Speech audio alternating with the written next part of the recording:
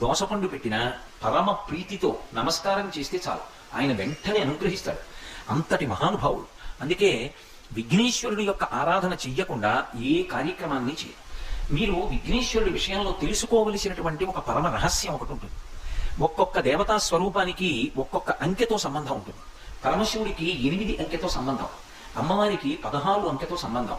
అలాగే సుబ్రహ్మణ్యేశ్వర స్వామికి ష ర వ ణ భ వ 6 అంకెతో సంబంధం. షణ్ముఖుడు 6 ముఖాలతో ఉంటాడు, 6 అంకెతో సంబంధం. ఆయన మంత్రం కూడా 6 అక్షరాలు. అలాగే విఘ్నేశ్వరుడి దగ్గరికి వచ్చేటప్పటికి ఆయనకి 16తో సంబంధం.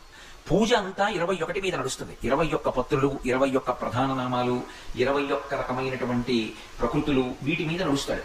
కానీ ఆయనకి 16 అంకెతో చాలా దగ్గర సంబంధం ఉంటుంది. అందుకే విఘ్నేశ్వరుడి విషయంలో ఋషులు ఒక మాట చెప్పారు.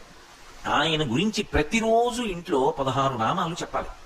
మీరు ఏ పని చెయ్యండి, ఆ 16 నామాలు చెప్పకుండా రోజు ప్రారంభం కాకూడదు. మీరు ఇంట్లోంచి బయటకు ఎప్పుడు పెడతారు? ఓ నమస్కారం పెట్టి పూజ చేసుకున్నాక పెడతారు. పూజ చేసుకునేటప్పుడు మీరు ఏది చెప్పారు ఏది చెప్పలేదు అన్న దానికన్నా ఈ 16 నామాలతో ఉన్న శ్లోకాన్ని చెప్పారా చెప్పలేదా అన్నది చాలా ప్రధానం. ఒకవేళ ఈ 16 నామాలతో ఉన్నటువంటి శ్లోకం రాకపోతే కనీసంలో కనీసం ఇంట్లో ఎవరో ఒక్కళ్ళైనా దాన్ని పైకి చదవాలి. కనీసం పైకి చదవకపోయినా లోపలైనా చదవాలి. అసలు యథార్థంగా చెప్పాలంటే నేను ఇందులో ఏమీ దాపరికం లేకుండా చెప్పాలి అంటే ఒక్కళ్ళైనా ఇంట్లో పైకి చదువుతుంటే మిగిలిన వాళ్ళైనా వినాలి. చదవడం రాకపోతే కనీసం వినాలి. అందుకే దేవాలయంలో కూడా మొట్టమొదట ఏ శ్లోకంతో మొదలు పెట్టాలి అంటే ఆ శ్లోకంతోనే మొదలు పెట్టండి అని చెప్పింది శాస్త్రం.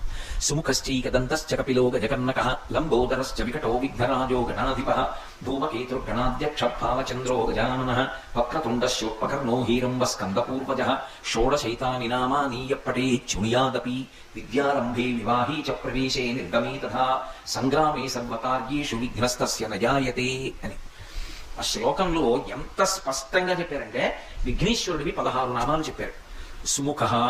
సుముఖ ఏకదంతశ్చ కపిలో గజకర్ణకః లంబోదరశ్చ వికటో విఘ్నరాజో గణాధిపః ధూమకేతుః గణాధ్యక్షః భావచంద్రో గజాననః వక్రతుండః స్వల్పకర్ణో హేరంబ స్కందపూర్వజః 16 నామాలు.